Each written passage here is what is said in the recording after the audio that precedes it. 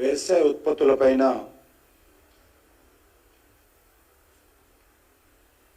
కనీస మద్దతు ధర పెంచేటువంటి నిర్ణయం తీసుకోవడం జరిగింది. ఇటీవల జరిగినటువంటి కేబినెట్ సమావేశంలో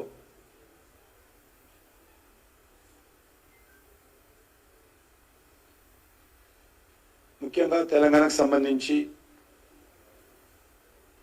వరి, పత్తి లాంటి అనేక ఉత్పత్తుల మీద పెంచినటువంటి ఎంఎస్పి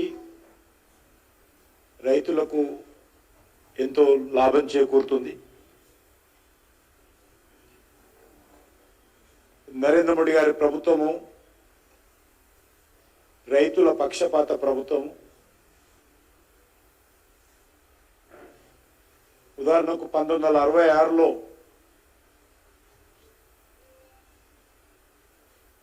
కనీస మద్దతు ధర విధానం రావడం జరిగింది. 1966 నుంచి 2014 వరకు వరి క్వింటాల్ మీద సుమారు 48 సంవత్సరాలలో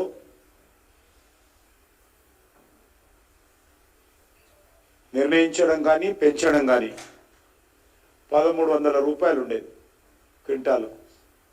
48 ఇయర్స్ మద్దతు ధర 1966లో నిర్ణయించిన విషయం కావచ్చు. ఆ రోజు నుంచి 2014 వరకు పెంచినటువంటి ఎంఎస్పి కనీస మద్దతు ధర 1300 ఉంటే ఈ 10 సంవత్సరాలలో మోడీ గారి ప్రభుత్వము 1000 రూపాయలు పెంచడం జరిగింది.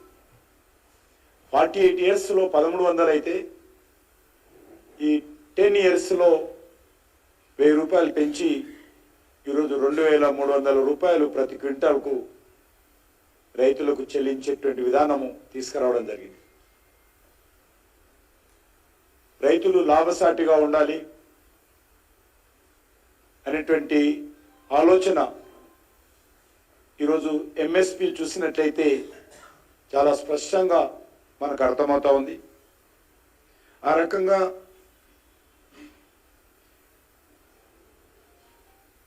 పత్తిని కూడా ఏకంగా 500 రూపాయలు క్వింటాల్కు పెంచడం జరిగింది. ఎప్పుడు కూడా జరగలేదు. At a time 500 rupees increase చేయడం జరిగింది ఎంఎస్పి.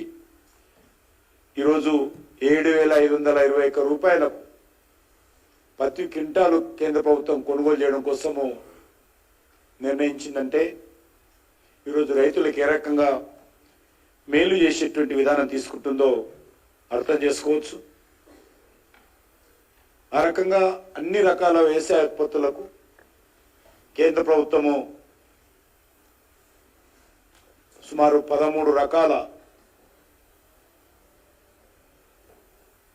ఉత్పత్తులకు కనీస మద్దతు ధర పెంచడం జరిగింది.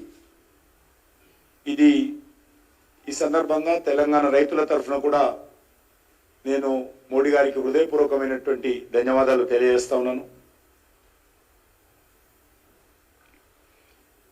ముఖ్యంగా టిఆర్ఎస్ ప్రభుత్వం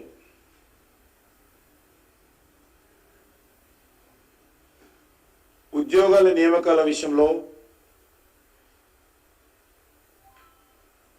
తెలంగాణ ప్రజలకు ఇచ్చినటువంటి హామీ విస్మరిస్తూ ఉంది.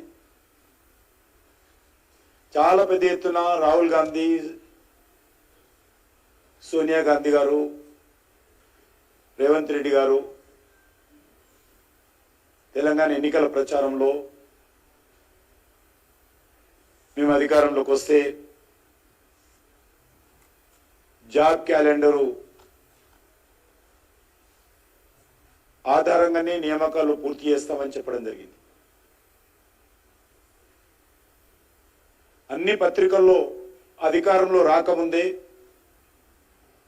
ఎన్నికల ప్రచారంలో భాగంగా జాబ్ క్యాలెండర్ ప్రకటించి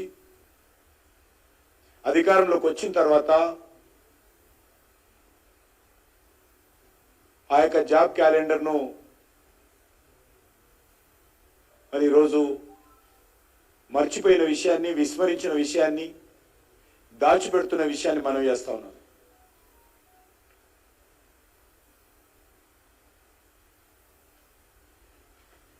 అన్ని పత్రికల్లో ఫ్రంట్ పేజీలో ఏ రోజు ఏ ఉద్యోగాలకు సంబంధించినటువంటి నోటిఫికేషన్ ఇస్తాము, ఏ రకంగా నియామకాలు పూర్తి చేస్తామని చెప్పడం జరిగింది.